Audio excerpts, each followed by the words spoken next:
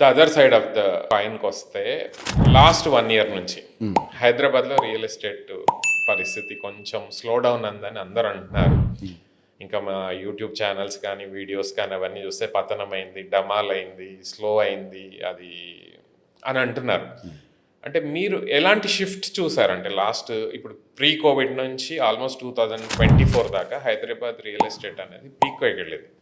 Who ever invested they made money, even residential కానీ commercial కానీ plots కొన్న వాళ్ళు కానీ అగ్రికల్చర్ ల్యాండ్స్ కొన్న కానీ లాస్ట్ 10 years నుంచి they made money. In fact last 20-25 years నుంచి హైదరాబాద్లో ఎవరు ఇన్వెస్ట్ చేసినా బట్ ఇన్ బిట్వీన్ ఒక 2008 to 2014 వాజ్ ఎ బ్యాడ్ మధ్య మధ్యలో కొన్ని టర్బులెన్సెస్ ఉన్నాయి. బట్ ఎవ్రీ 5-6 years డెఫినెట్గా పీపుల్ లాంగ్ టర్మ్లో ఇన్వెస్ట్ చేసిన వాళ్ళందరూ కూడా పీపుల్ హ్యావ్ మేడ్ మనీ. రీసెంట్గా రెసిడెన్షియల్ సెక్టర్లో కూడా 2017, 18, 19 ఆ టైంలో కొన్న వాళ్ళందరూ కూడా ఆల్మోస్ట్ 2x రిటర్న్స్ వచ్చాయి వెస్ట్ సైడ్ ఆఫ్ ద సిటీలో.